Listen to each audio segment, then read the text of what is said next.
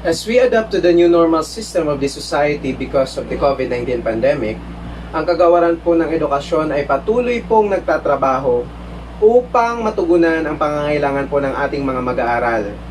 Na sana po hindi maging hadlang ang COVID-19 na to para sa pagbubukas po ng ating paaralan for the school year 2020-2021.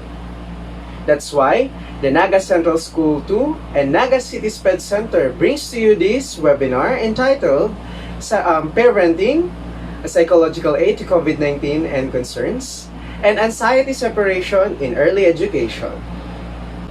And to give us her welcome remarks regarding with this webinar, we have our beloved principal, none other than Dr. Juliet Cruzat Curba.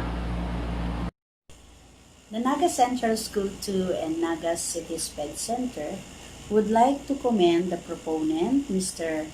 Joe Molina, for making this webinar possible.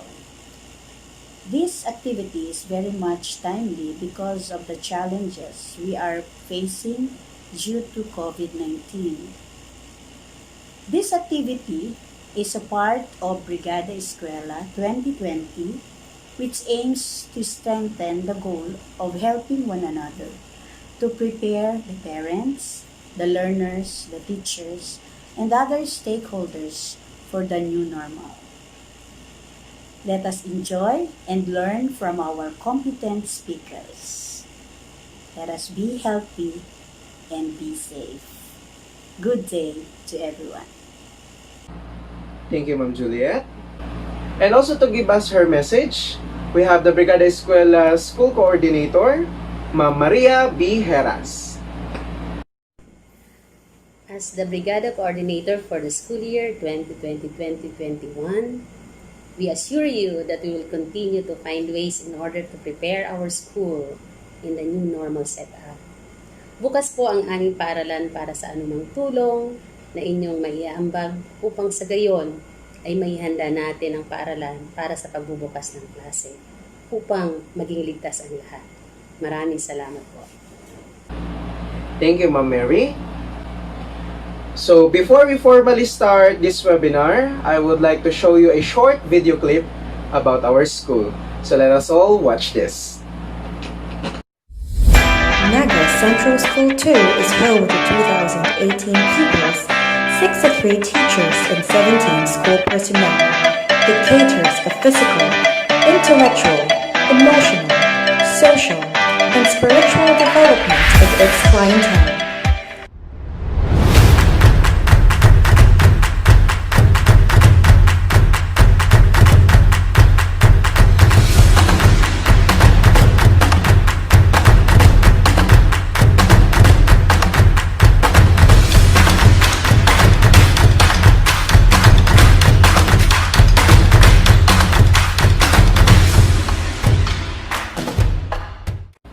And to introduce to us our resource speakers today, we have Miss Patricia May D. Noblesa, a grade 6 advisor. Our first speaker for today is a graduate of Ateneo de Naga University with a degree in psychology. She currently works as Naga Central School 2 as a grade 1 advisor. Her topic for today will be about parenting, psychological aid to COVID-19 and concerns. Please welcome our first speaker, Ma'am Rochelle M. Labrador. Hello po, good morning, good afternoon, good evening, regardless po kang time, madadala po nito ng webinar kang Naga Central School 2. Ako po si Teacher Rochelle, ako po naatasan sa ma-discuss, sa mga webinar in support for the Brigada Eskwela. Okay po. Punanta po sa mga questions. So, informal lang po. So, no need na pen and paper, ma-check kita. So, lang po parang introduction. Okay, let's begin. So, iga po ako digdining tulong questions na kaipuhan masimbagan ninto. So, pwedeng mentally. So, or anyway, there are only three questions. So, the title of this parang mini game. It's called Who You Pose. Okay, let's start with Who You Pose question 1. Okay, so which one can you identify yourself with? So, ikaw po digding choices na A, B, or C. So, bilang magurang, arin digdi ang usually mong ginikibo. So, take note po, no wrong answers. Okay, so let's start with Who You Pose question number 1. So, kapag hindi sumusunod ang anak ko, example, when you ask your child to go home early or on time, pero hindi niya nasunod yon, so which do you usually do? A, okay lang kasi kailangan kong intindihin siya. B, yan dapat siya ng parusa. Or C, ituro, isabi ang dapat gawin. Okay na? Okay, next. Who you pose question number 2. Okay, when it comes to house rules, yung mga pinapasunod sa bahay. So, who you pose? Ikaw ba si A? Walang fixed na patakaran sa bahay, nagkakaroon lang kapag kinakailangan. Or B, ako ang magulang, ako ang gumagawa ng patakaran sa bahay. Or C, ang patakaran sa bahay ay napag-usapan namin ng mga anak ko. Okay na po. Okay, next, who you pose number 3. So, this is about household chores, yung mga gawaing bahay.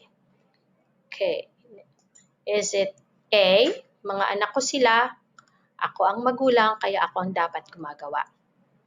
Or B, kailangang matapos ng mga anak ang mga gawaing bahay, gusto man nila o ayaw.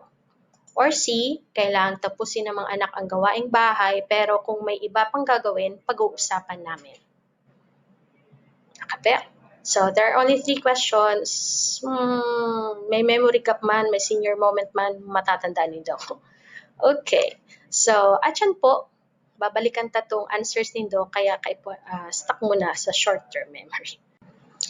So, this topic about parenting, so in Filipino, pagiging magulang, in Bicol, pagiging magurang, so hindi ito yung parang ako ang mangangaral sa inyo, hindi ito yung pagtuturo kasi alam ko na sa tamang edad na kayo, that's why you have become parents, we have become parents of our children.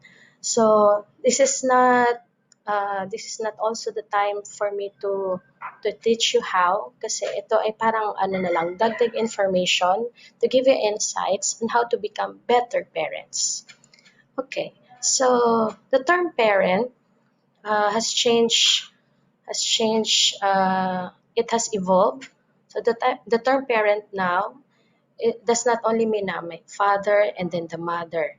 So kasali na din dyan those parent from single parent families. So pwedeng the presence of the mother or the presence of the father only. So pwede din from blended families. So yung father with children and then the mother with children and they become as one family. So yan, ang blended family. So those two from different families become also are called parents. Okay, next one. It also includes same gender parents. So yung sa LGBTQ+++. So kaya kasali din sila as parent, the term parent. The unmarried parents, they are also included. And then the multi-generational family. So this includes the lola, kasi sa bahay ng isang sa pamilyang Pilipino, so hindi maiwasan na may lola, lolo kasama sa pag-aaruga sa pagiging magulang para sa bata. Okay, so this topic will not only focus on the father, on the mother role. So regardless of gender, no judgment. So kung saan ka pa man kasaling kind of family. Okay, so let's begin. So this parenting, so parenting, so it includes great variation on how to raise children. So iba-iba. So iba-ibang style. Kahit from my parents, they have different parenting style, and I with my children also has different parenting style. Also, pag sa father and mother, minsan iba din yung parenting style ng mother, iba din yung parenting style ng father. And then, parenting also, uh, because of the different studies conducted, there are commonalities from one parent or another. So may mga pagkakapareho. And because there are enough similarities, the researchers have groups. So nagkaroon sila ng category. So that's why they came up with parenting styles. So yung mga common, ginugroup nila yung common behavior, common style of parenting towards a child. So nagka-grupo-grupo siya. And then this parenting style can affect everything in a child. So since birth hanggang sa paglaki niya, everything that he has become is affected by how he or she is raised by her parents. And then, this supports healthy growth and development. So dahil ang palaging nasa isip ng parents, gusto ko lumaki ang anak ko ng maayos uh, at malusog. Yan. And then, the way parents interact with the children and how they are disciplined will influence her for the rest of her life. So, kahit wala na sila sa bahay natin kasi nag-asawa na. So, it is continuously we continuously affect them. So, kaya minsan kung ano yung parenting style ng magulang natin, may ina-adapt din tayong parenting style from them na ginagawa natin sa anak nila. Sa anak natin. Okay, yung pag-categorize o yung pag-identify ng mga similarities ng parenting style are based on the areas of concern. So, it is from Boombreen's parenting style. So, they focus on 4 areas of concern. So, ito yung mga nakita nilang mga common or similarities. So, first is about the discipline style. So, when we say discipline style, how you guide the child. So, paano mo ba tinuturuan kung yung tama, ano yung mali. And then, another focus is on communication. Paano ba kayo mag-usap? Sino bang nakikinig? Sino yung nagsasalita? Paano ba naiintindihan? Paano pinapaintindi? And the next one is nurturance. So, paano yung pag-aalaga? How you give care? How you care for the child? And then the expectation. So, what is expected from the child by the parent? Excuse po pala for the sound. Okay, manok yan ni Papa. Panlaban. Okay, so we are going to, as I present to you the different parenting styles, so mag-focus dito sa 4. Sa discipline style, communication, nurturance, and then expectation. So ma-identify natin yung pagkakaiba. Okay, the first of the 4 parenting styles, we call it as authoritarian. So, sino ba ang authoritarian na parent? So, usually, siya yung tinatawag natin disciplinarian who imposes punishment. So, iyan yung parent na namimit, namamalo, or may pinapagawa sa bata na hindi gusto ng bata because he or she should be punished. So, usually, nagbibigay ng punishment para yung bata maramdaman niya na siya nagkamali at siya ay parang sorry na din sa pagkakamali. So, ganun na din ang iisip na parang nakapundisyon na yung bata na whenever he does bad, so may punishment, he has to take it. Okay, so from an authoritarian parent, so little negotiation. Pag sinabing little negotiation, well, no ifs, no buts, basta ito yung gusto ko, ito yung gagawin mo, walang iba. No excuses. Okay, another one. So for an authoritarian parent, there's only one-way communication. So the parent tells the child what to do, the child listens. So ganun lang, palaging from the parent papunta sa bata. So regardless of the feelings that the child has, so halimbawa natakot dahil sa may punishment, nalungkot dahil sa napagalitan, So, hindi yun kino-consider ng isang authoritarian parent. So, then, another one, yan yung palagi sinasabi, pag sa lalaking anak, so pag umiiyak, bakla ka. So, yan. So, but it should not be. Ano po? So, lalaki mong babae, umiiyak yan. Okay, another one. So, there is less nurturing. So, hindi kasing demonstrative of how caring or how the parent shows concern towards the child. So, hindi yung less lambing, less malambing. Okay, so dahil sa disciplinarian, may mga nag-set ang parents ng standards. So that's why he has expectations. He has high expectations towards the child with limited flexibility. So hindi pwedeng ma-adjust basta yun yung sinabi ng parent.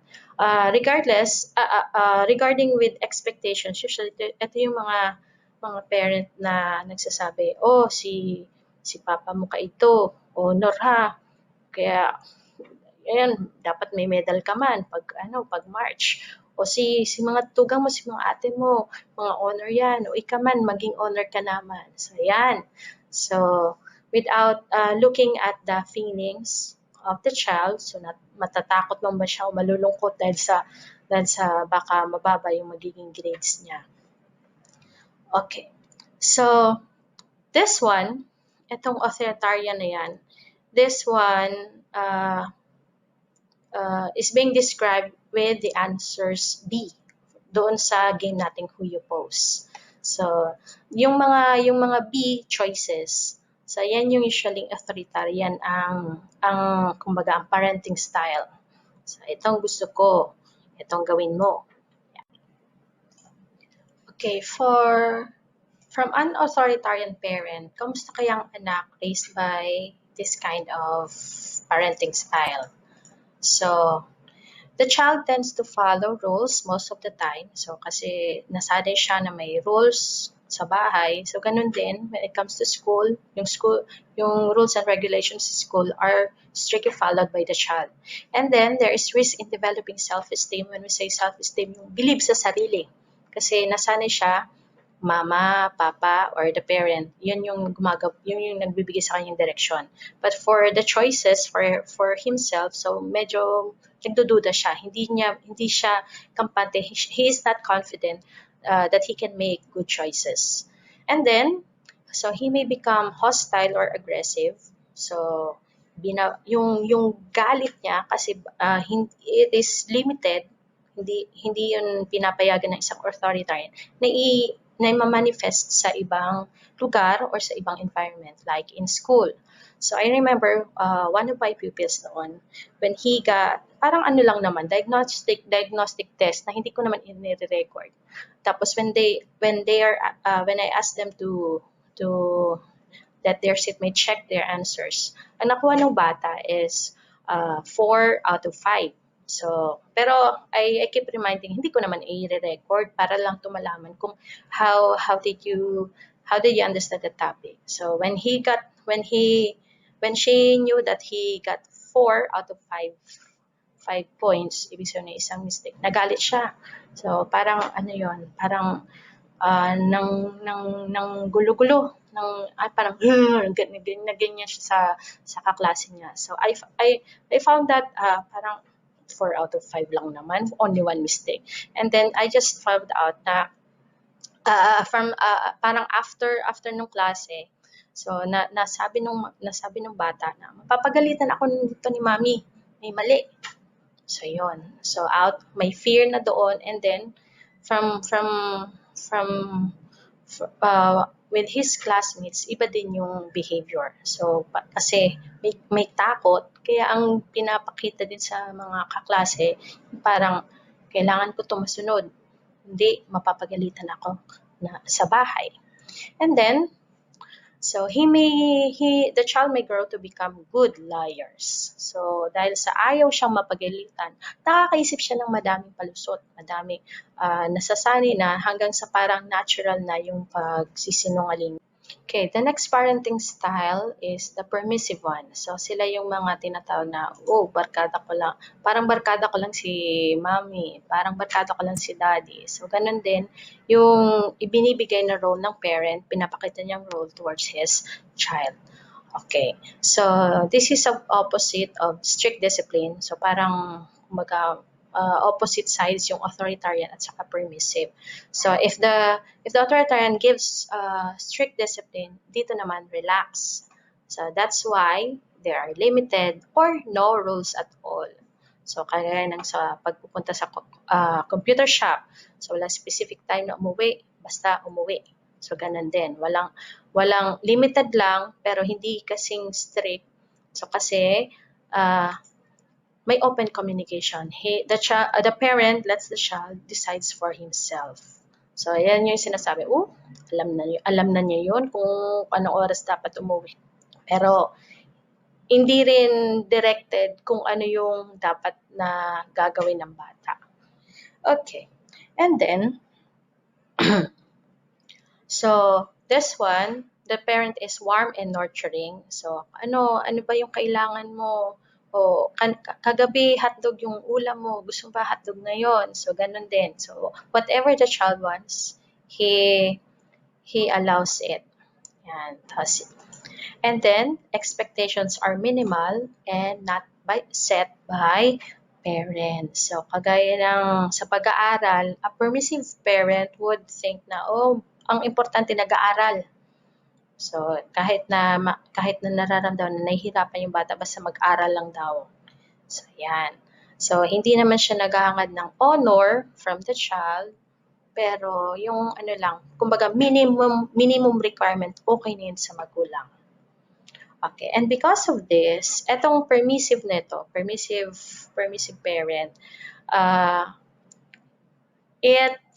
it also matches with the answers A for doon sa who you pose. So yung mga answers na A, yun din ng parang characteristic or usual na behavior ng parent, those permissive parent. Yun. Okay. With this one, itong warm and nurturing, ito yung pumapayag kung whatever the child wants to eat, kahit hindi proper, kagaya nung mahilig magkakain ng mga fast food. So yon, he would allow it. And then kung anong usong laruan, he would allow it. Yung makikita ko anong pinapabili ng bata dahil nakita niya sa TV o nakita sa kalaro, yun yung ding binibili or binibigay sa bata. And then, because of itong permissive parent, kamusta naman kaya ang bata na pinalaki sa isang permissive na parent? Okay, they struggle academically kasi wala ngang expectation na set, walang binigay na walang sinabing magulang o gusto ka anak, walang sinasabing na basta mag-aral lang. So meron ding mga manifestation na nahihirapan na din talaga sa pag-aaral. And then there are behavioral problems because there are no rules set on at home. Kaya when it comes to school na may rules, medyo na doon pa lang sa school na correct yung kaya may mga behavioral problems. And then low self-esteem, mababa yung tiwala sa sarili kasi wala nga expectation yung magulang. And then generally, the child is sad. Okay, the next one are the uninvolved parents. So, pag sinabing uninvolved, basically ayaw makialam. So he may be the provider, she may provide, but with the 4 areas, wala siya doon pakialam. So no particular discipline is used, kaya ayaw ma-involve, kaya hindi niya natuturan yung bata. And then, so the uninvolved parent, he let the child mostly do what he wants. So, just like the permissive, kung doon sa permissive relax, dito mas relax pa. And then communication is limited kasi uninvolved nga, minsan hindi ma-contact, hindi yung usually these are the absentee parents. So, But they provide yung financially yung mga basic needs, but with regard to other aspects, wala silang involvement. And then because they don't want to be involved, they have few or no expectations. There are no few or no expectations at all from the parent. So, kumusta naman kaya ang bata with uninvolved parents? Oh, by the way, uninvolved parents, they do not involve from the three choices doon sa who you post. Kasi ayaw na ipasali. So, bakit pa isasali? And then, how how are the children raised from an involved parent? So, they struggle with self-esteem. So, ano pa ba ang use ko? Hindi nga ako kailangan. Wala akong nararamdaman nurturing from parents. And then, they perform poorly in school. Ito yung mga nararamdaman sa teachers, ito yung mga nararamdaman ng teacher na kahit hindi magsalita ang bata, nararamdaman nila na kailangan ng bata ng parent, yung teacher. And then, they also have behavioral problems kasi wala sa kanilang nag-discipline or very little discipline lang ang binigay. Kaya nagkakaroon din ng parang clashes of what to do, which is good and which is bad. And then, low in happiness. So, yan. The next one, the fourth one, are the authoritative parents. So how is it different from the other three?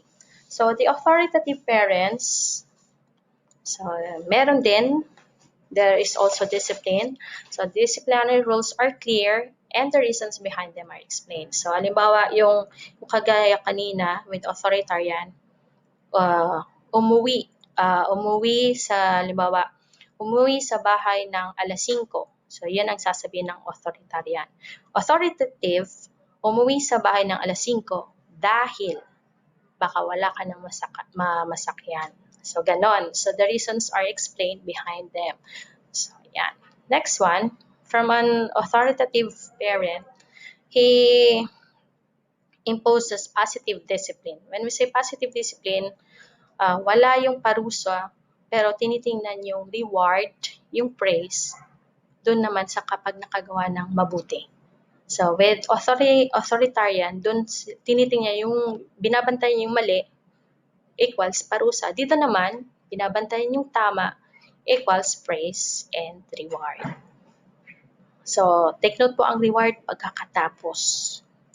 Hindi yung bibilhan kita ng color basta mag-behave ka ha. So, hindi yun. So, mag-behave, when he does good, saka later po ang reward.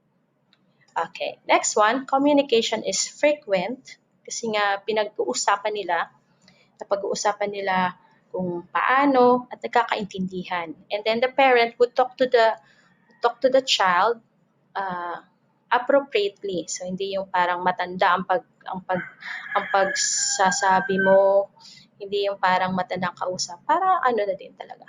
Communication between a parent to his child. Okay, next one, nurturing. So, meron din, the presence is nurturing is present, katulad nung sa permissive. And then, expectations are high but stated clearly. O anak, sana maging honor ka kasi pag nag-grade 7 ka, baka makakuha tayo ng scholarship. So, yun, napapaliwanag ang dahilan. Okay, so kumusta naman kaya ang bata raised by authoritative parents? They become responsible adults. And then they are comfortable in expressing their thoughts. So hindi nila nahihiya, nag-aalangan kung ano ba ang kanilang nararamdaman. They can say it to others. So because at home, they were able to do it with their parents. So may two-way communication. So, ganun din yung nagagawa niya when it comes outside of their homes. So, they are also good at making decisions kasi naipaliwanag ng magulang behind the reasons of the rules at home. Kaya ganun din, when he becomes older, he becomes good at making decisions. And later on, he will become successful. Hindi naman ibig sabihin richer, pero successful as a human being. And then generally happy. Okay, so there are four parenting styles mentioned. So, pwede doon makakuha kayo ng idea. Alin kaya yung mga mabubuti, alin yung mga mali, alin kaya yung pwedeng bawasan ko, alin kaya yung idagdag ko. And then among the four, authoritative is the best. It is based on the study, alin ba yung best if will give best effect towards the child kahit na pagtanda niya. So it is from authoritative parents. Now that I discussed here the four parenting styles, how will it be helpful now that we are in a pandemic? So pwede bang huminto pagiging magulang? Hindi. So we are still being parents to our children. Congratulations. So we are on our 115th day since the lockdown. So we are now called the pandemic parents. So how is it? What it takes to be pandemic parents? How to continue to become parents despite this pandemic? Okay, so ito yung mga tips so that we can keep our sanity as parents, as individuals. Okay, so the first one, I just like to share to you a meme. So nakalagay dito, I am a horrible homeschool teacher. My child has been at recess since 9:30 a.m. So ito yung during the yung first months ng lockdown. So ganito yung usual na experience ng parents, kain ng kain. So wala na parang humaba yung bakasyon ng bata. And then the children also felt that they were in a vacation and they have to enjoy it. So, may positive din despite the pandemic. Okay, how can we still become parents in spite of the pandemic? So first, acknowledge your emotions. So it's good not to be okay. So okay lang yon. May naramdaman ka bang takot, lungkot, galit, dahil may mga umuwing mga LSI, natuwa dahil may nakita kang magandang balita. So, that's normal. Okay yon. As long as you can identify how you felt for that certain situation, so okay na yon. So, and then, this one, when you acknowledge your emotions, you're being positive. So, step to positivity when you acknowledge your emotions. Hindi ibig sabihin na dapat happy-happy lang. So, kaya nga madaming emoticons, kasi galing yun sa iba-ibang emotions. Okay, next one. Parents, also with the family members, have to set boundaries. Especially for those who are working home, alin ba yung place for work, alin ba yung place para sa family bonding. So you have to set boundaries. Also the time when to do your work from home, when to do your responsibility as parents, as homemakers. And then also, aside from that, you have to set boundaries with the social media or the media consumption kasi ma-overwhelm ka na with all the news, with all the fake news, so yung mga announcements. So, para to avoid that, you have to set boundaries. Ganito lang sa oras na to. When you feel stressed, then stop. So, wala namang nagsasabi sa iyo na dapat to basahin. Yan, especially the fake news. Next one, with your family members, you can set or establish a routine. So it doesn't mean na ganitong oras dapat gumising kasi nga with this pag nasa quarantine minsan mga late risers na So as long as you establish a routine, ganito dapat na sa araw na ito, ayusin natin yung closet, maglalaba tayo. So yun, at least kumbaga may mission for a certain day. And then you can post this as parang i-announce mo for the family members for them to be aware na ganito may gagawin pala. And also you can include among the routine yung household chores, the play, the gadget time, also yung hobby, and then something to learn or experience, something new. Halimbawa, let's learn how to bake. So, para involve lahat ng family members. Okay, next tip, relax screen time rules for children. So, kung ang yung authoritarian, they would set, halimbawa, no gadgets during weekdays, hindi siya pwedeng ma-apply ngayong pandemic. So, when we say relax screen times, kung dati 30 minutes, you can have it longer for an hour, pero let's take into consideration yung nasa routine and also yung mga iba pang gagawin, yung mga iba pang nakaset na house rules. Okay, so with regard to relax screen times, you can also set a specific place where they can use the gadgets so that you will be supervising. So, malalaman mo ba kung anong pinapanood, kung age appropriate ba sa kanila, kaya that's why I learned na meron palang bagong kanta ang Blackpink. Okay, next one is you can share responsibilities, especially the house chores with your family members, with your partner, with your children. So you can include this in their routines para hindi naman magmukhang losyang ang magulang. Okay, next one, attend to basics. When we say basics, yung mga dati mong kailangan, dati mo nang ginagawa. Okay. Starting with, this also includes yung sleep. So, dahil sa pandemic, you can sleep longer. Yun din ang yan yung magandang na naging epekto. You can sleep longer. And then also, the learning. Ano kaya ang iba na naman mailuluto ko with chicken? You can have it by watching videos, tapos pwede mo ning magawa. So, it's also learning. And then, it also includes your mental health. When saying mental health, so stress ka na pero kaya pa. So, stress is given. So, it's just that how you can manage it.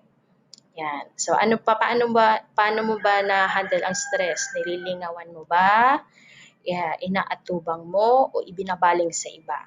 So, yan. So, you have your choices.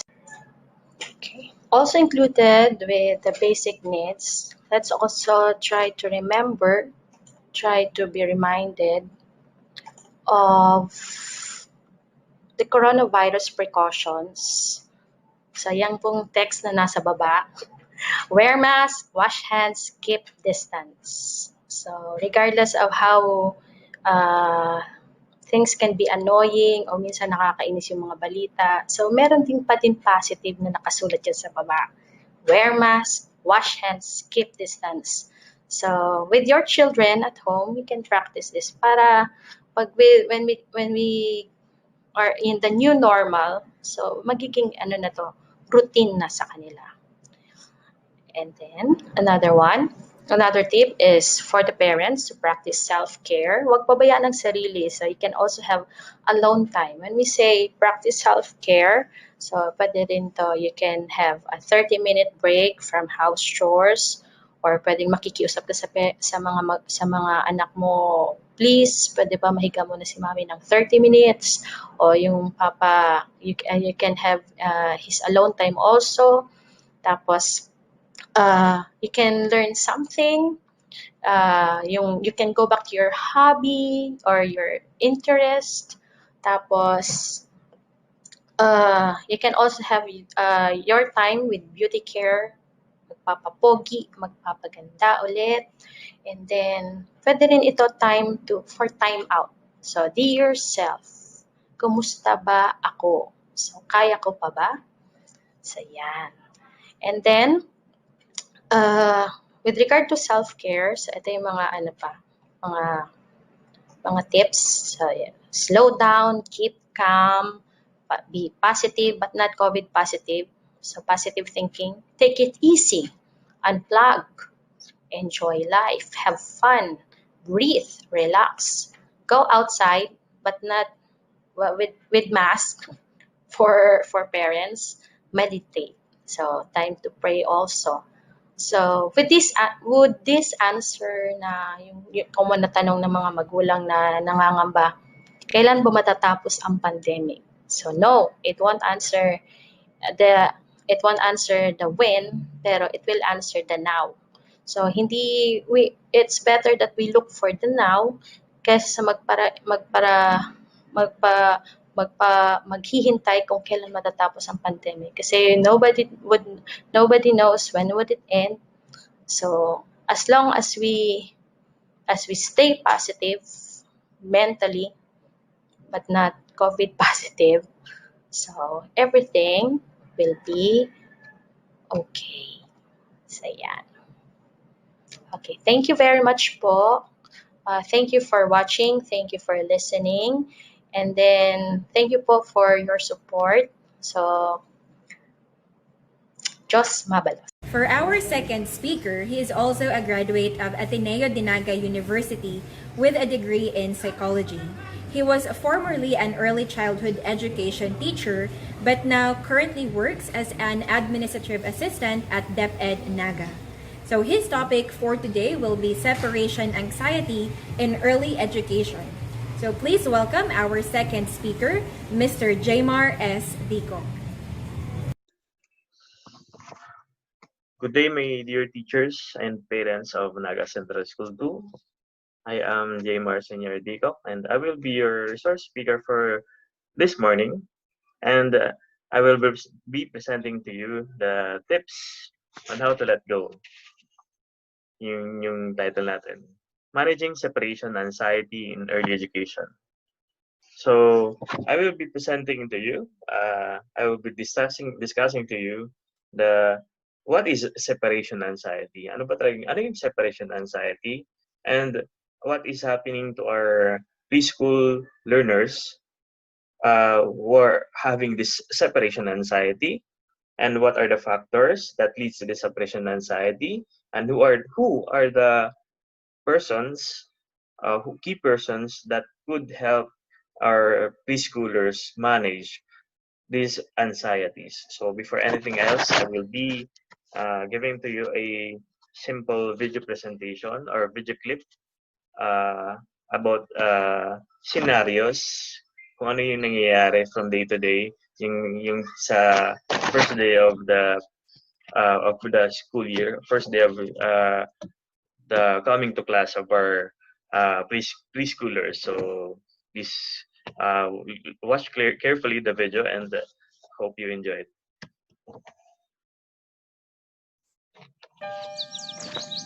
It's an early September morning, and the late summer air is awash with mixed emotions. Your little one is going off to the first day of kindergarten.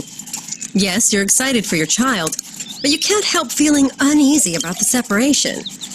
While naturally you have concerns, it's important not to relay this concern to your child. At this age, your little one looks to you for comfort and protection. So use warmth in your tone of voice, enthusiasm in your words, and confidence in your actions. When you arrive, the schoolyard is bustling with activity. Shrieks of delight from excited older children cause your child to freeze up. Don't worry, it'll be fine, you say, but your assurances are met with resistance. Your child is too young to understand this fear and worry, so expecting your child to overcome these intense feelings isn't helpful and may further the frustration. You try again, using a calm, soft voice. I know this is all new, but I'll help you through it. I know how brave you can be. With a sniff and a nod, your little one finds some courage.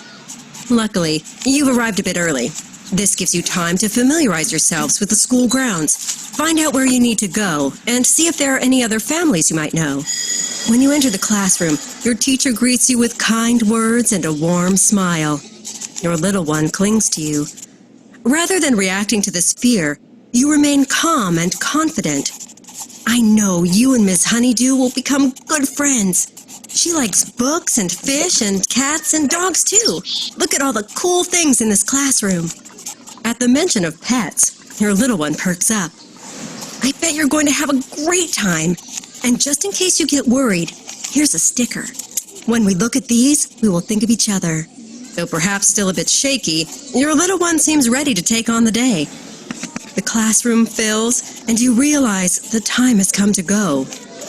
How you leave is very important. At this time, your child will be paying close attention to cues for leaving. A long, drawn-out goodbye can confuse your child. On the other hand, sneaking out of the room can create a feeling of abandonment. Give your child a hug and a kiss, and say goodbye with a warm smile. Your teacher will be here all day to teach you lots of cool things. When I come pick you up, we'll have so much fun together, and you can tell me all about your day. The first days of school are critical to your child's growth. Big changes in life are challenging and force us to adapt and grow. If you meet these challenges head-on with empathy and confidence in your child's abilities, the seeds you sow now will bloom into a rich future for you and your wee one. To learn more about separation anxiety in children and things you can do to help, visit anxietybc.com. Okay, so there you have it. Thank you, Anxiety BC, for the video clip. So what we have viewed, what we have learned is that on the video clip, that there is a magnanimous, or there's a big responsibility na meron yung mga start of the development of the child. May malaking responsibility talaga na pinanghawakan yung ating mga parents. And I salute all the parents who are very hands-on to their kids, their sons and daughters. So may kinote lang ako doon na your little one will look to you for comfort and protection. So there is some feeling of uneasiness, or feeling of tension, feeling of something like yung pakiramdam na hindi ka mapakali. Yun yung initial na nararamdaman ng ating mga preschoolers before going to on their first day of schooling. So we look into it. Is it really ito ba yung ating tinatawag na separation anxiety? So we are talking about what is separation anxiety. Ano ba yung reaction ng mga bata, yung ating mga anak, with regards to, first and foremost, when we say to them na, oh anak, magpapasok ka na bukas, ito na yung gagawin mo. So first thing that comes to them, siguro their mind, what am I going to do? Are my parents, or is my mama is she going to come with me? Kung baga, sasama ba siya sa akin sa school? Kasama ba siya sa upuan? Or these are the things that our toddlers siguro is thinking at the back of their mind. So what I will be briefly spreading to you, or hihimay natin, di ba? Yung what is separation anxiety.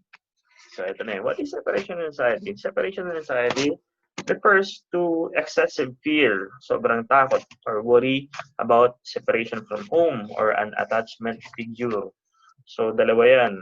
Pwedeng separation sa kanilang atmosphere or home, sa kanilang tuluyan, or separation or detachment sa mga tao na lagi nilang kasama. So most primarily siguro separation from their parents. So it is a form Separation anxiety is a form of anxiety experienced by a young child and caused by separation from a significant nurturing figure and typically a parent or uh, from our surroundings. Yun yung sinasabi ko. Kasi there will become a time that ma our kids will be coming to school. Dapat siguro sa tingin ko is magkaroon sila ng ample preparation. So before kung hindi sila magkaroon ng preparation or hindi mo sila, especially the parents, we have the responsibility to train our child before coming to school for the first time para hindi sila masyadong mabigla. So this is the separation anxiety. Yung excessive fear, sobrang takot na mahiwalay sa magulang, mahiwalay sa bahay.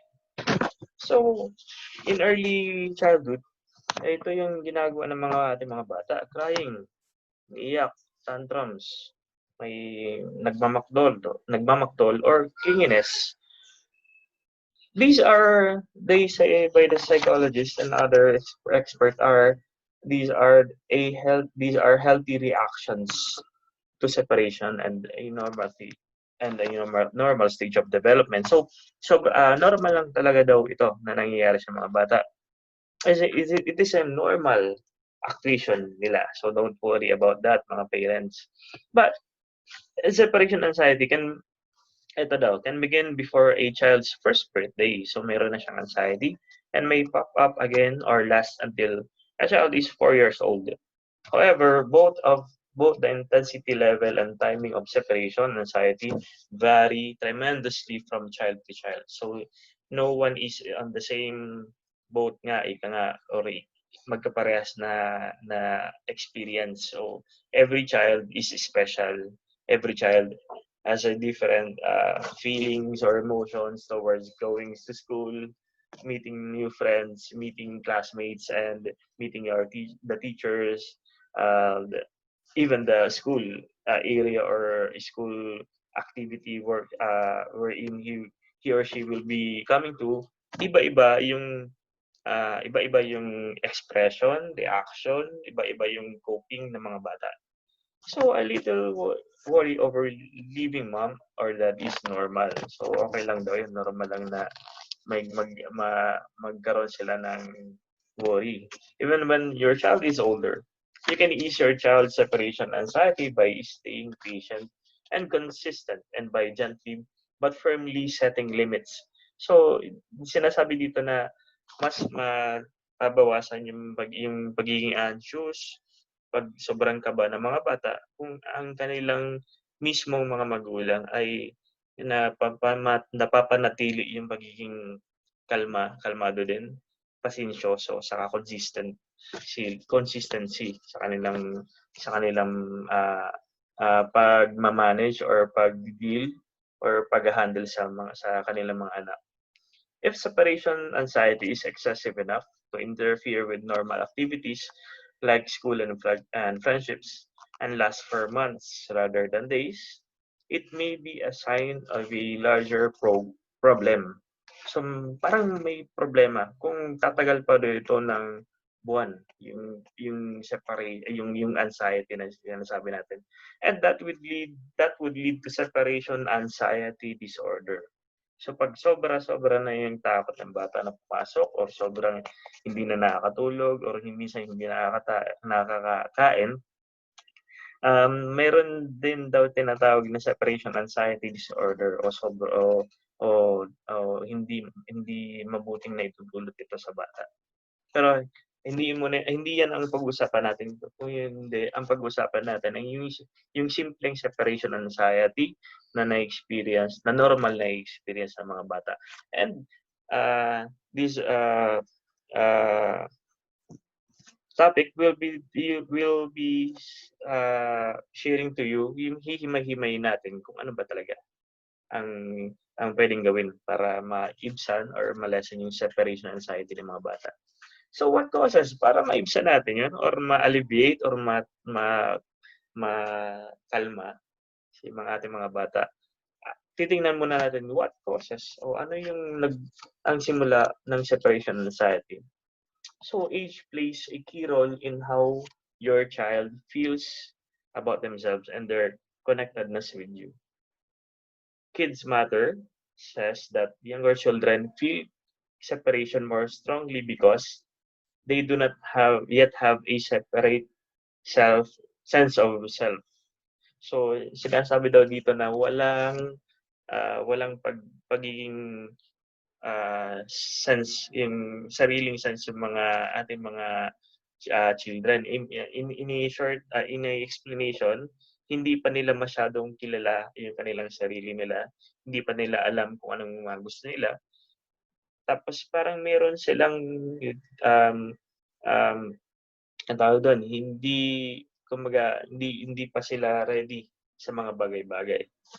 So babies see their parents or teachers as part of themselves and feel a part of them is missing when they are apart. So yung iba sa mga kids natin, pag wala masyadong sense of oneself, na meron na silang responsibility sa sarili nila, pag once na nawala lang yung kahit na konting oras yung kanilang mga magulang, they tend to rattle, parang hindi nila alam kung anong gagawin nila.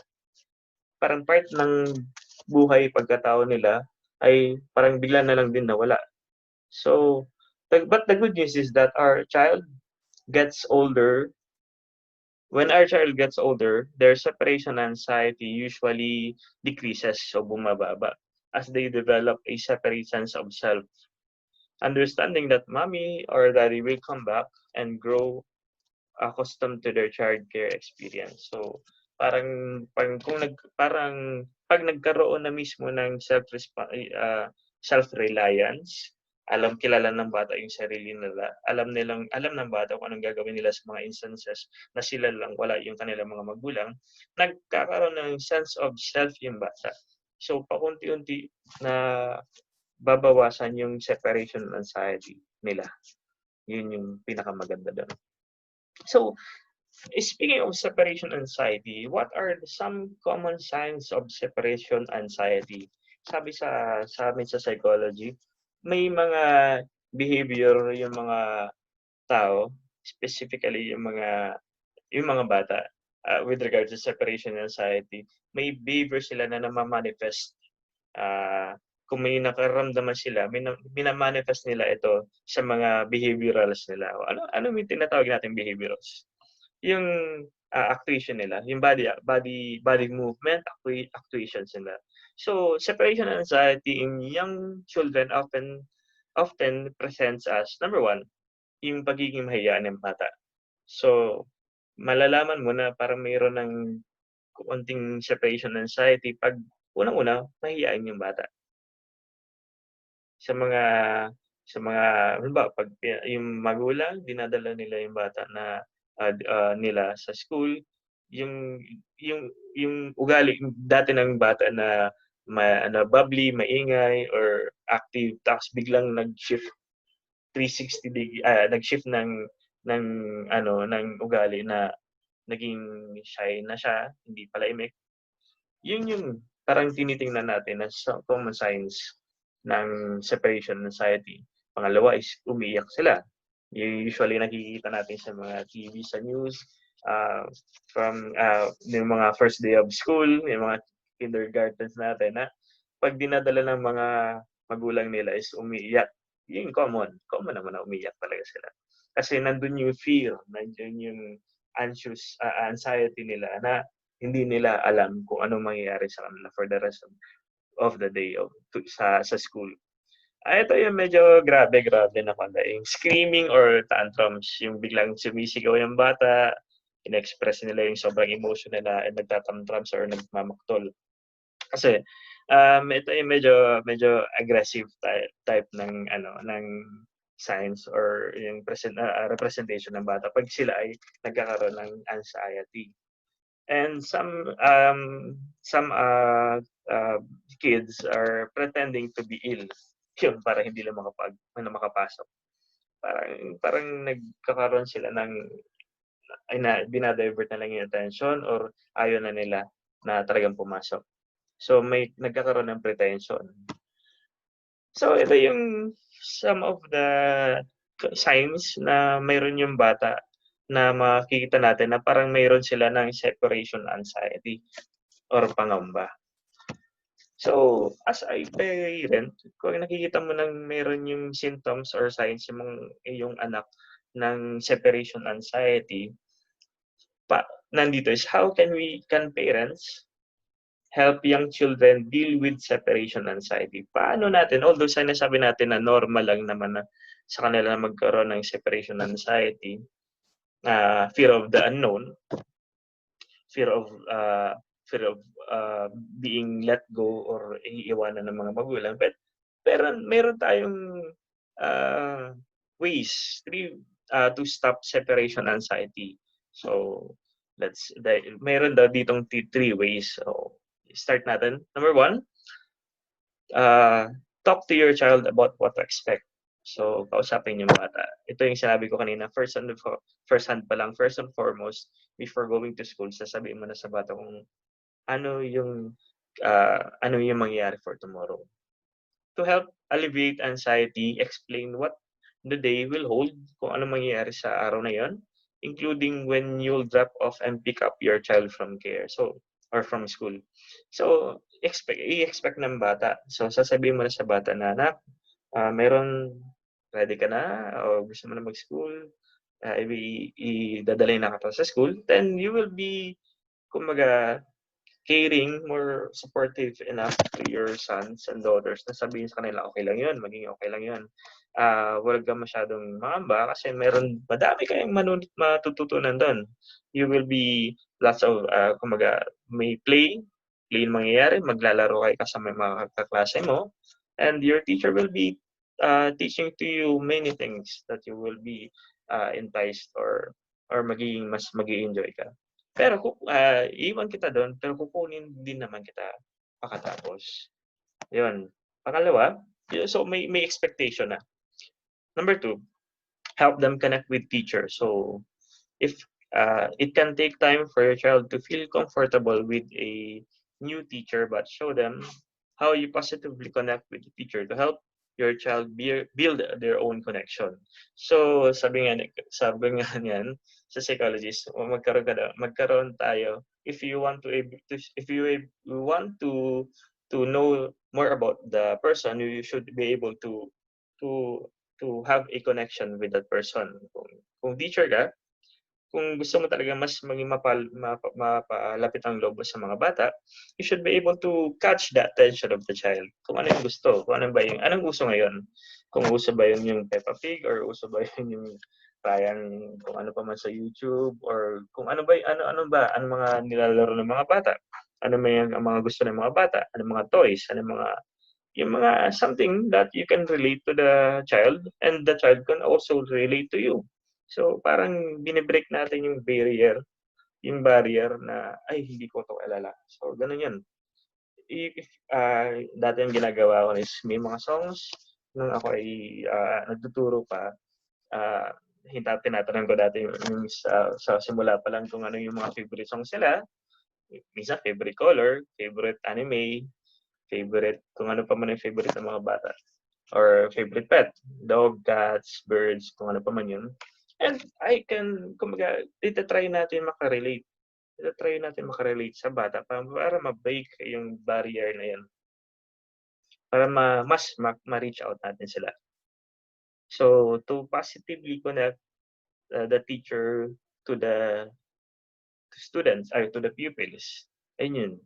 Yun yung makaka-break or makaka-break ng anxiety, lalong-lalo na yung separation anxiety.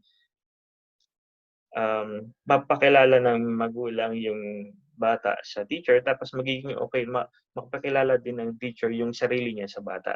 So mayroon na silang connection. So number 3, exude confidence. As mentioned above, children pick up on parents' emotion and behavior. So yun yung importante din doon kasi what you see is what you get in. Kasi sabi nga natin sa kanila, kung ano yung pinapakita mo sa bata, yun yung gagaya na yung bata sa'yo.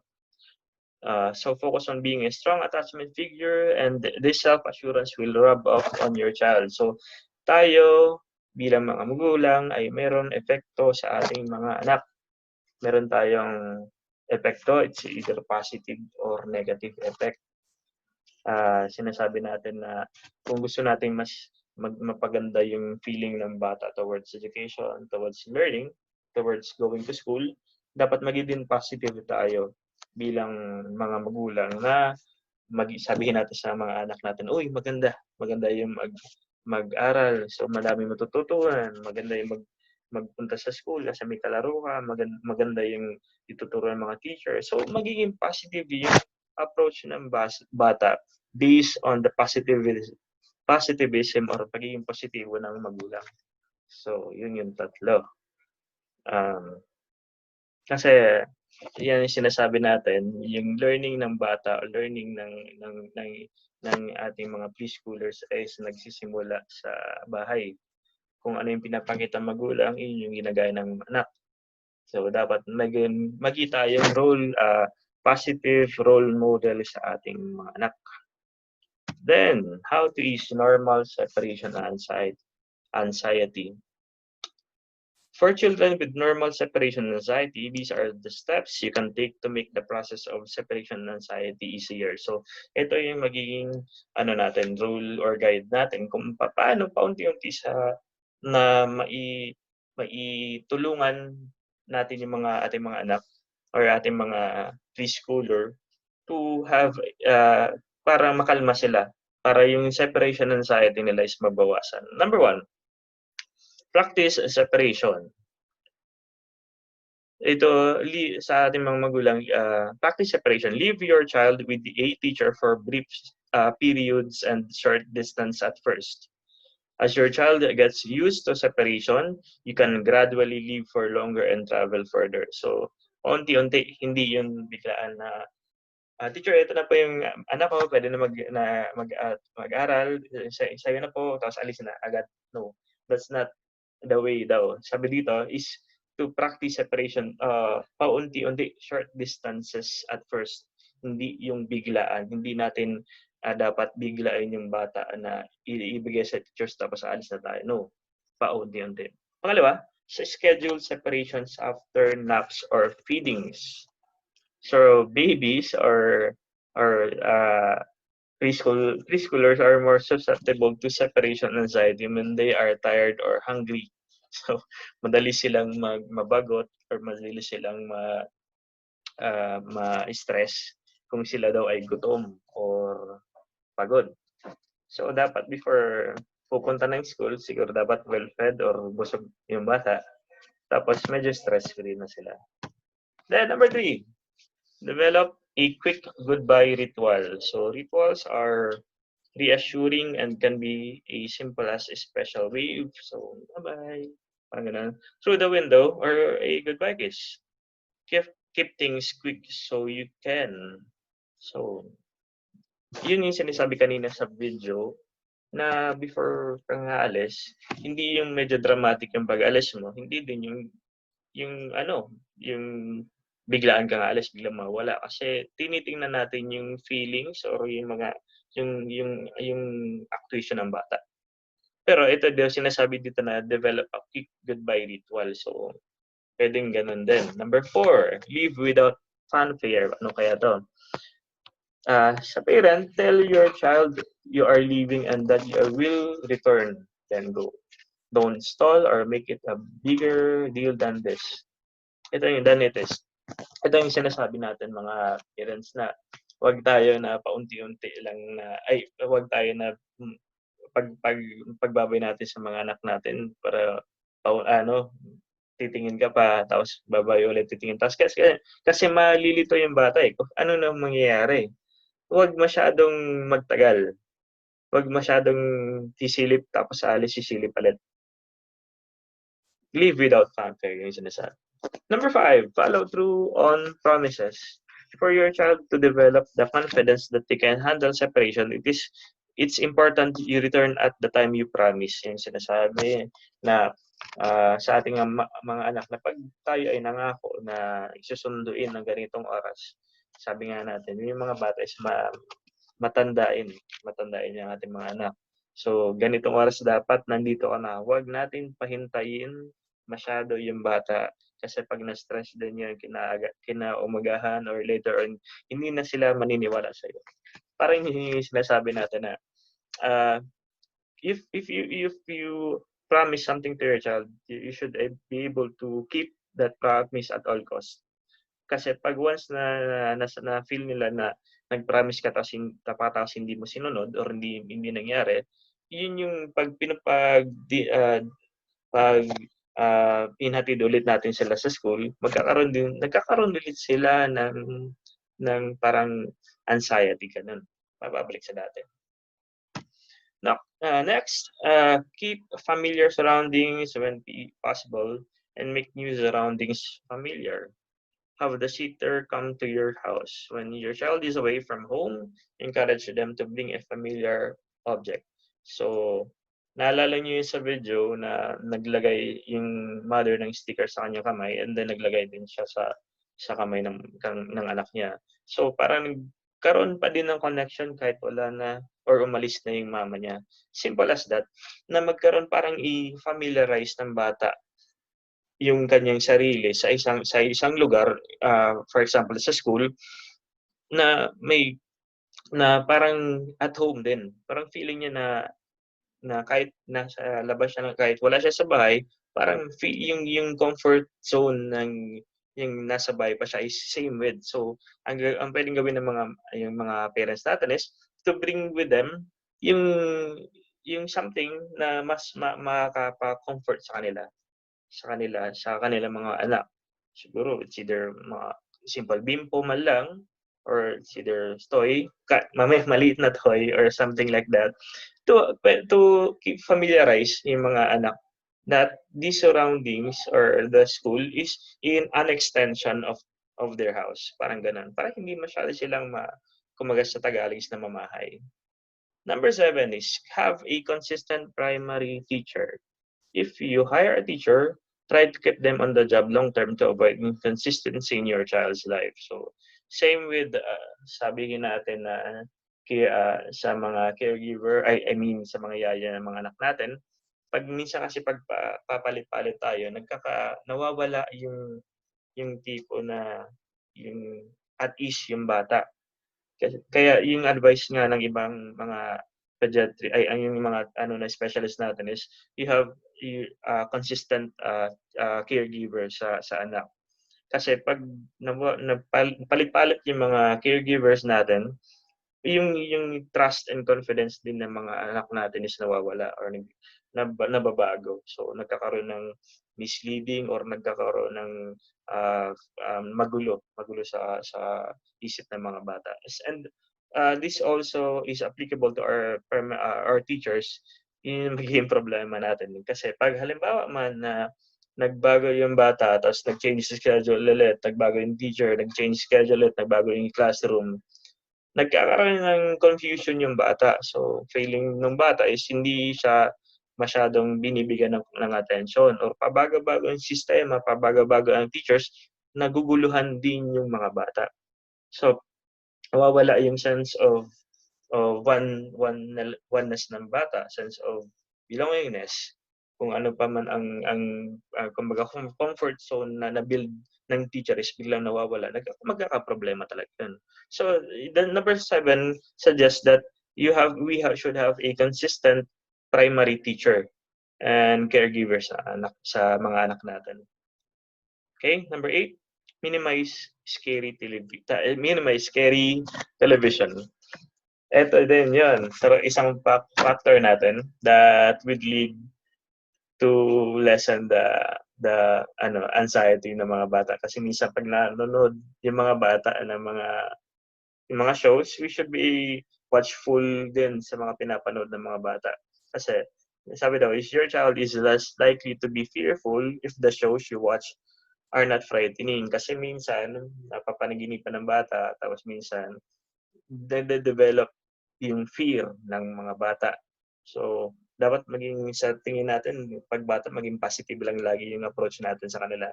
Minimize yung mga nakakatakot or mga bagay na makakapagbigay ng fear sa kanila. Kasi pag once an event, nag-develop yun. Magkakaroon din sila ng anxiety, magkakaroon sila ng fear, magkakaroon sila ng takot.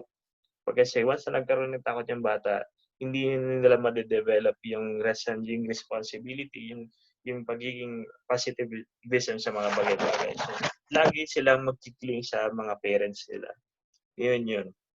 So, minimize. Huwag mo na masyado panoorin yung mga bata ng mga nakakatakot na mga bagay na mga panoorin.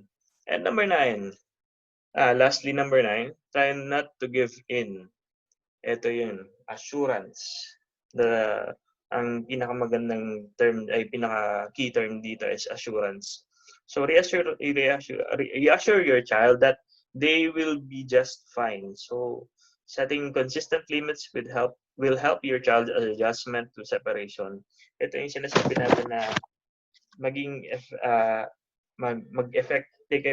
take effect yung positivism na meron sa parents kasi number one na role ng parent is to be a role model sa mga bata, role model in a sense na dapat positive, kumaga kaya mo yan kumaga i-motivate mo, manage mo yung mga anak mo na kaya nila, maging okay lang ang lahat. So may napakalaking factor din talaga yung psychological aspect ng parent, yung ano ang condition, mentality nila towards molding their sons or daughters. Yun yung isa sa importante. Try not to give in. Pag sinabi ng bata na, ayoko nang pumasok kasi tinatamad ako or hindi ko gusto yung kalaro ko or nakakatakot yung teacher namin. Do not try to give in. Wag magpasakop or wag magbigay sa gusto ng mga bata. Kasi learning takes place not only sa school kundi also to learning takes place sa bahay. Yan ang initial yan ang basic natin eh. Pag nagsabi yung ating mga parents, pag nagsabi po tayo na magiging okay lahat na na pumasok sa school, maging okay lahat na okay lang na kahit medyo mahirap yung pinapagawa ng teachers or kahit hindi mo masyadong kasundo yung kaklase mo or wala kang masyadong classmates na kasundo mo, okay lang yan. Kasi magkakaroon time na magiging okay lang ang lahat. Magkakaroon time na madami kang matututunan, magkakaroon yung time na yung bata madaming magiging kalaro. So, maging okay lang lahat in short. That's it. Ito na yan. So, sa ating mga teachers, meron po tayo dito. Tapos na po tayo yung first part natin na yung kung paano kung paano i-deal ng mga parents natin yung stress na nangyayari sa kanilang anak. Anxiety, yung tawag doon, anxiety sa kanilang anak. Separation anxiety. So, dito naman po, we have 7 tips for educators returning to school during COVID-19. So, eto na nga yung pandemic natin, as COVID-19, nagkaroon tayo ng restrictions, nagkaroon tayo ng tinatawag na hindi masyadong mobility sa ating mga sa school. First and foremost, the modalities, kung ano yung tinuturo or kung ano yung regular na teaching methodologies natin, kung ano yung tinuturo natin sa ating mga students or pupils na bago ito ng COVID-19 pandemic. So, nagkaroon na nga parang may mga modules na gagawin. But as COVID-19 restrictions begin to ease, pupils and educators are preparing for a return to school. Teachers will need to support pupils in the transition back to the classroom. And at the same time, the manager or the same time manage their own transition and anxiety. So may role din yung ating mga teachers to be able to cope yung mga coming to school ulit na ating mga pupils para ma-less yung sa kanilang anxiety na na-feel. Kasi with this pandemic na nangyari sa atin, parang biglang nawala. Parang biglang nagkaroon ng hindi kasiguruhan yung educational setup or learnings ng ating mga bata. Pero dito, sa ating pag-aaral, meron daw tayong 7 tips for educators kung paano makabalik ulit yung ating mga pupils sa school during COVID-19. Number 1, validate, listen, and be supportive to our pupils. As educators, it will be important to listen to pupils' concerns, and even if the emotions are extreme, express understanding and empathy. So letting families know you understand and appreciate their perspective will help open up a dialogue for problem solving. So first and foremost talaga is kailangan natin tingnan kung ano yung nangyayari sa ating mga pupils. Kung ano ba yung concerns nila before going or preparing them to go to school. Ano ba yung kanilang emotion? Are they mentally or emotionally equipped to go to school? Ano yung concern nila? And kailangan daw nagpakita ng understanding and empathy. Yun yung number 1 natin. To validate, listen, and be supportive.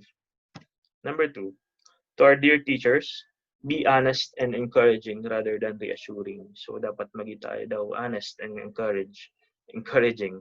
Anxious pupils will likely to need some initial assurance from trusted adults that returning to school is okay. However, blanket reassurance statements, in example, everything will be fine, there's nothing to be worried about, can be invalidated and can create doubt and uncertainty that may drive a need for further reassurance. In example, the child constantly asks if things are okay. So instead of that, being open, honest, and encouraging tayo with pupils is a preferred approach.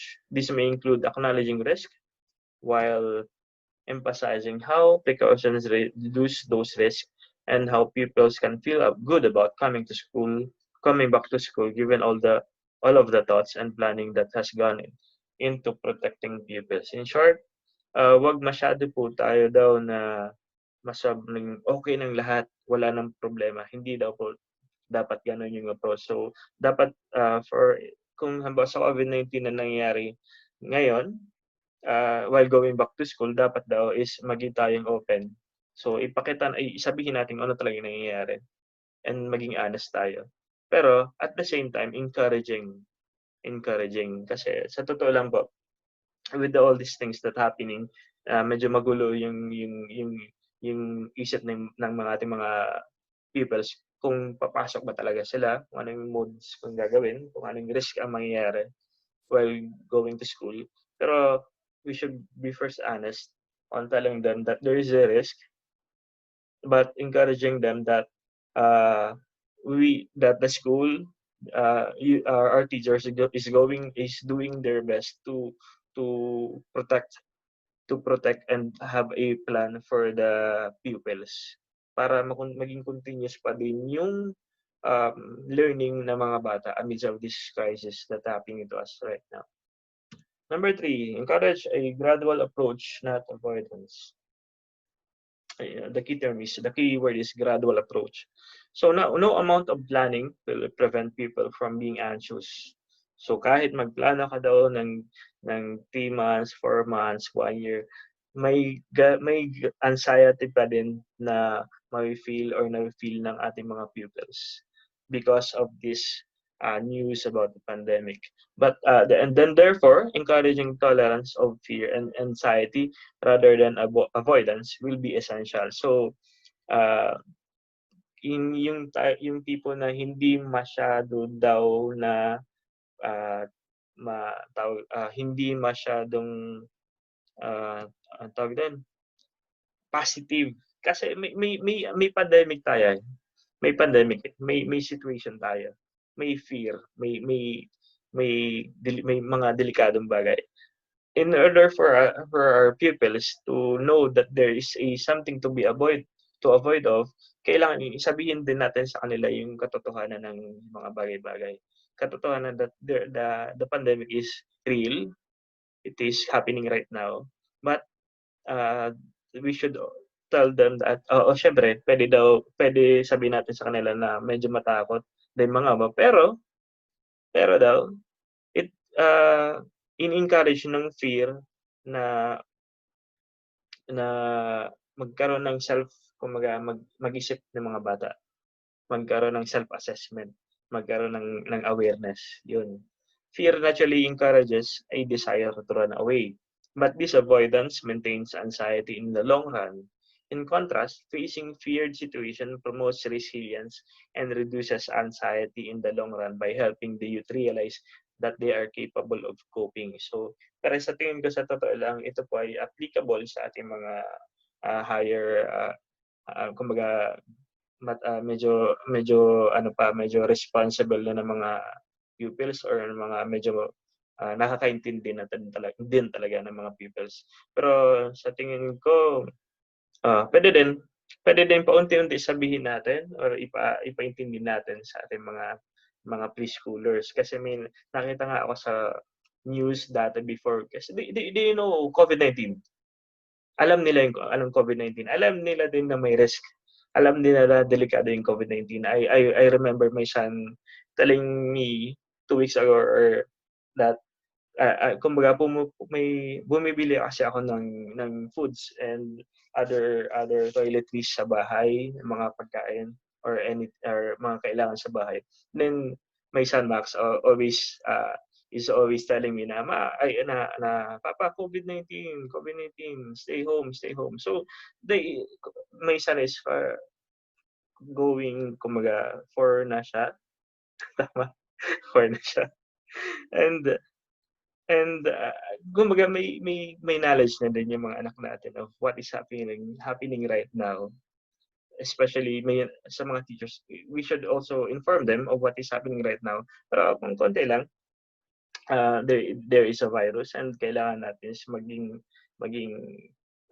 kumbaga maging vigilant. Kailangan natin maghugas ng kamay or magkaroon ng protection sa ating mga pupils. Kundi paunti-unti lang. Encourage a gradual approach, not avoidance. Then, number 4, praise and reward pupils for being courageous. As pupils are returning to schools, praise them for showing courage in the face of fear and let them know that being brave and courageous will help them. And you and your fellow staff get through this together. So, hindi sa pagiging norms natin siguro, new norms, hopefully kung matuloy yung face-to-face ng mga ating mga pupils is ang pwede din sabihin ng mga ating mga teachers na to praise them for being courageous amidst all of these trials, amidst all of this pandemic, kaguluhan na nangyayari. Medyo hindi alam kung ano mangyayari in the near future of it, in our educational setting. Ang isa sa pwedeng gawin ng mga ating teachers is to tell the students or the pupils that they are doing a good job on kumbaga pagharap sa mga bagay-bagay, being courageous to to to going to school, to work, to study. Kumbaga may pag-iisip pa rin yung mga bata na magkaroon ng learnings. Kasi importante din yun eh. Hindi natin pwedeng alisin yung right ng mga bata na matuto. Amidst all of this kaguluhan na ito, is mayroon din learning pa din nangyayari sa mga bata. But may responsibility yung teachers natin is to mold them, to encourage them, to praise them, that learning should not stop. Dapat tuloy-tuloy pa din. Number 5, model good coping behaviors for pupils. Calm, honest, and caring. Being a teacher, pupils will look to staff or teachers to be positive role models to this process. How you handle your fears, your own stress, and how you act throughout the day will impact your children assess their own situations and react. So ito yun, uh, same with the approach of our parents. Dapat ang ating teachers din magkaroon ng you should be a good role model for our pupils in coping behaviors. So maging kalmado, maging honest, and may may pag sabi ko may pagmakulog or may caring or may care sa mga bata. Kasi being a teacher is we are considered a second parent, second mom, second dad to our pupils. So kung ano nga minsan na sinasabi natin, yung sinusunod nila. Minsan hindi na nila sinusunod yung mga parents nila because they treat the teachers as second na magulang. So kailangan natin magpakita ng pagiging kalmado, na maging honest tayo na meron situation at may pag-care sa ating mga anak. Kasi importante 'yun on how we develop a atmosphere sa new normal na nangyayari sa atin ngayon. Kumbaga paano natin ma-normalize ang mga bagay-bagay kahit may mga magiging encounter tayong problema. 'Yun. And number 6, take care of yourselves and know your limit. Our capacity to support others is limited by our own physical and mental well-being. Remember that being a teacher or school-based professional is tough, and you may be struggling to keep yourself healthy throughout all of this. Ensure you are showing yourself compassion as well as others. You may need an extra break or two in your day to regroup given all these changes. So in short, alagaan ang sarili para maalagaan ang ating mga pupils. Kasi we should be able to be a role model spiritually, physically, mentally. Ipakita natin sa ating mga anak, sa ating mga pupils that kailangan alagaan ang sarili para sa new normal na ito. Para mag-continuous pa rin yung learning, para maibigay sa mga bata kung anong kailangan nila na kaalaman. Kailangan nilang matutunan amidst of this crisis. Sa mga teachers natin, you should always protect yourself. Ang alam ko pa is may mga nag-visit tayo sa mga remote areas, sa mga nag-visit tayo sa mga families, may pumupuntang parents o pumupuntang mga students sa atin. Hindi natin alam kung ano yung situation nila. But first and foremost is you protect yourself. Kailangan natin, sabi nga yun is naka-face mask and face shield, alcohol, and 6 feet, may distance, physical distancing. And always, kumbaga, wag pabaya sa sarili. Ang mga work na ginagawa natin is not only for our pupils but also for our families. Nagtatrabaho tayo sa ating hindi lang para sa ating mga mahal na mga pupil, kundi para sa ating mismo, para sa atin, sa personal natin, para sa ating family. Kaya nga, sinasabi dito sa number 6 is to take care of yourselves and know your limitations. Alam dapat natin kung hanggang saan yung limitation natin. Pag pagod na tayo, it's okay to relax for a while. Alisin mo na yung stress, tension. Gumawa ng mga bagay-bagay na hindi konektado muna sa ginagawa natin. I know teachers are madami kayong ginagawa na paperworks, madaming mga pinapasabit na files, mga reports. But then, this should not hinder you from doing from being healthy throughout all of this. Kumbaga, dapat pangalagaan din natin yung ating mga sarili. And alam natin yung limitations. Number 7, and I believe this is the last slide for this morning or this day. Number 7 is to provide clear information to families as early as possible. Anxiety thrives on uncertainty, and that the COVID-19 pandemic is filled with it.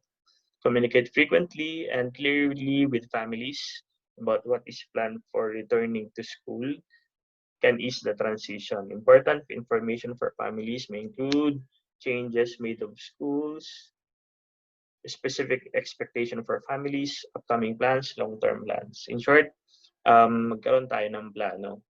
Kasi with kumbaga sa anxiety, yung COVID-19 pandemic, minsan hindi natin alam na kung anong gagawin from day-to-day basis ng ating pagtuturo. But then, with the help of our principal and our supervisor and the superintendent and of all the education staff of our division, we can deal with this uh, challenges paunti-unti. Makakayanan din natin to. But meron din dapat na communication between the families or the teachers and then the school on the plans for returning to school, kung paano gagawin yung plano para sa pagbabalik ng ating mga estudyante sa klase para sa ganitong transition. Yun, parang upcoming plans, long-term plans, tapos yung sa family. And that's it. Thank you for listening. Medyo, hopefully, hindi naman masyadong mahaba yung aking lecture. And I will be leaving you this. Kumaga sana po, safe, keep safe lahat ng mga parents and teachers and the pupils on this pandemic. So hopefully, sana magkaroon kayo ng good health. And always pray to God that everything will be going fine. Ito yun, I will be leaving you this teaching ata or this quote. Education is a shared commitment between dedicated teachers, motivated students, and enthusiastic parents with high expectations. So, education ay isang commitment, hindi lang ng teacher, hindi lang ng student, ng parents, kundi lahat concern for the development ng ating pupils, ng ating students. Kumbaga, it's a mutual understanding, it is a commitment na kailangan gawin, kailangan panindigan para magawa natin yung mga in-expect natin sa future ng ating mga kabataan. And lastly, connecting home and school makes us a great community of learning. So may connection. Lahat ng bagay ay may connection. So ang tip natin to letting go is to hold on. masyadong contrasting. But tip to letting go is to hold on to that commitment. So may to hold on to that communication. May connection ka dapat sa iyong anak, and yung teacher may connection din sa pupils, and yung school may connection sa lahat ng mga bagay na ito, and especially the community. So with that, salamat po sa pakikinig, and I will be leaving you. Thank you for watching. God bless. Salamat po. Hopefully we will have a great day and a good year ahead of us. Thank you so much. This is JMR Senior Dico. Thank you and God bless. In behalf of Naga Central School 2 and Naga City Sped Center and the Brigada Eskwela working committees, I would like to extend my deepest thanks and gratitude to all the persons who helped me realize this webinar. Special mention, we have our beloved principal, Dr. Juliet, and to our Brigada School Coordinator, Ma'am Mary Harris. Thank you po. And of course, to our resource speakers, Ma'am Rochella Labrador and Sir J. Mardicoc, thank you so much po. To Ma'am Sheila Chevalier, thank you so much. And of course, to you, our dear parents, who participated this webinar. Hope in our simple way, nakatulong po kami sa inyo para maka-adjust po tayo sa new normal. Naniniwala po ako na kung tayo ay magtutulungan, walang problema po tayong hindi malulunasan. Thank you so much. So if you have any queries or question regarding with this webinar, gagawin po namin ang lahat para tugunan po ang inyong mga katanungan. Just leave your questions on the comment section sa webinar na ito. Thank you so much, and God bless us all.